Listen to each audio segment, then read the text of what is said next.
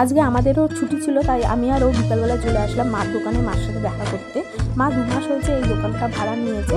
এই দোকানটা হচ্ছে দত্তপুকুরে 2 নম্বর প্ল্যাটফর্মের উপরে লেডিস কম্পার্টমেন্টের অপোজিটেই রয়েছে। তোমরা যদি কেউ দত্তপুকুরে থেকে থাকো বা দত্তপুকুরে কেউ এসে থাকো, অবশ্যই আমাদের এই দোকানে এসে ভিজিট করতে পারো। এই দোকানে আমাদের চ্যানেল হয়ে আসলে মা আরও বেশি করে ডিসকাউন্ট করে দেবেন।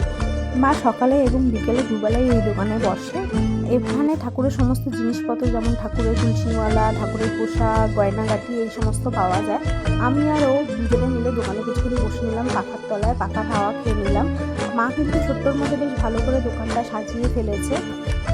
আমাদেরও বাড়ি থাকলেই মার সাথে চলে আসে দেখা করতে মার দোকানে। আর এইদিকে দেখো আমাদের আরও 2জন গুরু ভাই, ওরাও চলে এসছে মার সাথে দেখা করতে। তারপরে সবাই মিলে একসাথে আমরা দাঁড়িয়ে চা খেলাম, গল্প আড্ডা করলাম, মার সাথে কথা বলে তারপর যে যার মতো বাড়ি চলে আসলাম। ওকে, আজকের মতো মিনি ব্লগটা এখানেই শেষ করলাম। নেক্সট দেখা হবে অন্য একটা মিনি ব্লগে। ভালো লাগলে লাইক, শেয়ার, সাবস্ক্রাইব করো। ওকে, টাটা, বাই।